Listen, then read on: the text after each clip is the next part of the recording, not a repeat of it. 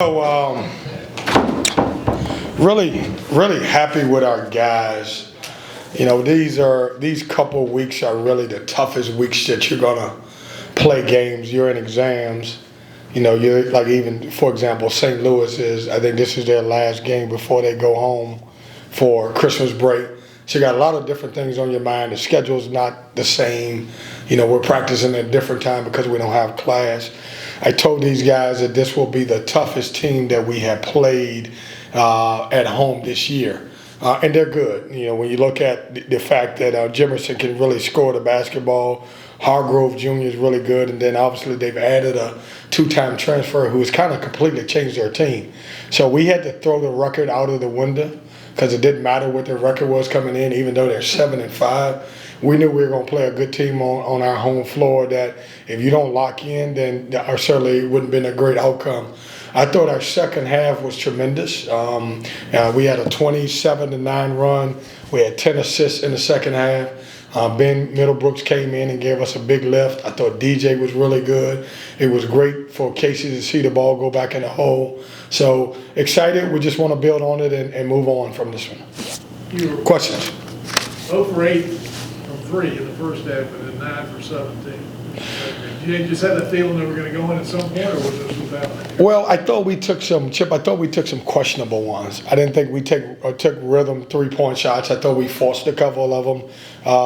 We didn't pass the ball in the first half. When I got the stat sheet and we had 3 assists, I almost lost my mind. And certainly in the second half, we made plays. We made plays for each other. We had 10 assists.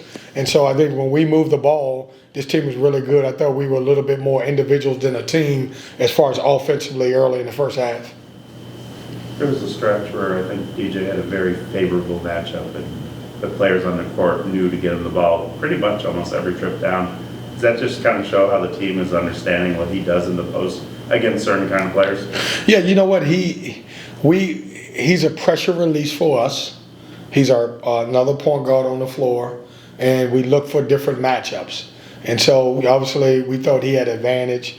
We needed someone to score at the time, and the great thing about DJ, he can score in the post, but he did a great job of kicking the ball out to DJ Horn for a 3. But we liked the matchup that we saw. Your veteran players, when he needed baskets in the second half, it seemed like they were the ones who stepped up. Would you agree with that? Yeah, I do. I thought our, you look at DJ Horn, I thought he made big plays. I thought Casey Morcell made big plays. I thought DJ Burns made good plays, and then I thought Ben came in and was really, really good. And you're right. When you got some transfer guys, as we go through the season, we're trying to figure out now who takes those shots, who makes those plays. I thought Michael O'Connor was really good. Thought he was solid. He ran our team. He did a good job. He found people, and those are our older guys on our team. Coach Keatts, one thing you guys did well all night was force turnovers and score up those turnovers, 29-0 the total. Because how important was that category in the win?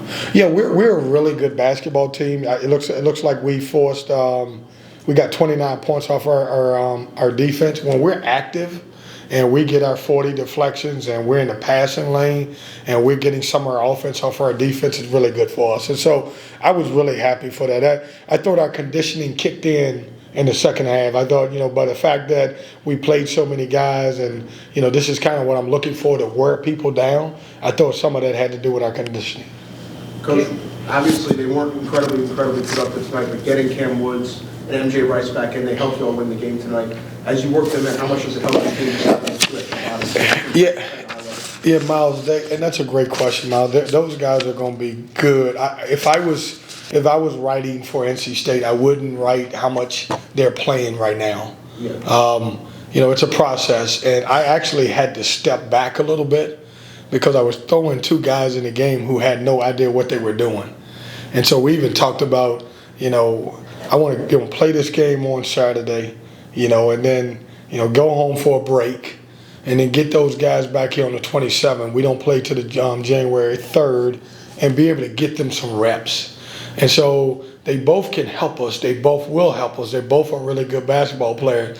But it's a little unfair that we're throwing them in the mix right now when they really don't know what they're doing. Like they don't know ball screen coverage. They're just out there just hooping. And I thought both of them have had great moments. but I've had to step back a little bit and say, hey, let me figure out now how to inch these guys in, do a little bit more teaching from film, put them in more practice situations. But Miles, they both are going to be good basketball players for them. So I don't want anybody writing, oh man, Cam don't get but this and MJ Rice only get. Has nothing to do with the fact that their ability is just they don't know what they don't know. Yeah. Cam was saying there were times when he wasn't sure he'd get to play this year. Yeah. The situation. Just how's his attitude been throughout, leading up to the point where he was able? Oh, it's been great. I mean, it's the first time ever in my career that a guy has been inserted in December, in early December, who thought he would have to sit out, who thought we were putting an appeal in, waiting for the appeal to come back. Now, I've had one or two guys that was eligible after exams late, but never a situation where a guy is probably locked in and said, man, you know what, it's more likely I'm not going to play. And then all of a sudden you got to play. Now you're like, man, I got to shift my whole mentality. And so give credit to both of those guys because they both are patient. They both are frustrated because they both like to play, but they don't know what they don't know. Yeah. You mentioned stepping back with the games into the season, one more before conference play. What area do you think your team has improved the most in since the beginning of the season? And what things do you think they need to work on? You know, I think we've improved as a group as far as chemistry. I think we're starting to understand who's a hot man, who to get the ball to. Defensively, we're clicking a little bit more. You know, we have been really good defensively defending the three-point line, you know, for probably 6 or 7 games. And if you look at 2 of the games that we lost, BYU and Tennessee, I think we gave up 12 and 14. We talked about that going into this game. The three-point line is a great equalizer.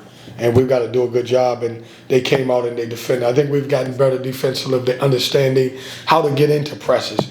You know, early in the season, man, we were a mess. We were playing hard, but not playing smart, and I think we're starting to play smarter now. The things we got to continue to work on is, you know, I want us to get a little bit more finishing possessions. Tonight, I thought we did a good job against Tennessee. We gave up 15 offensive rebounds. Could not get out and run because we didn't finish possessions with defensive rebounds. You talked about the three-point line here. DJ Moore in the last few games just shot the ball well from there. What has it been like for you? Well, he's a scorer, and he can really score the basketball, and he's seeing a big rim now. You know, I think at the beginning of the year he was shooting about 30%, and people are like, man, what is wrong with DJ Horn? He had to learn how to play the way we play, meaning getting after you, pressing, playing defense. This is the first time this young man's ever played defense in his life. And that's not an indictment on anybody that coached him. I'm just asking him to play full court. And now he's starting to realize that if you're in great shape, it won't affect you on the offensive end.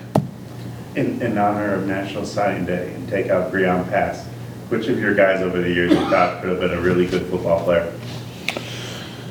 You talking about this year's team? Any years. I could see, and I don't know if he can play, I could see MJ Rice being a good tight end.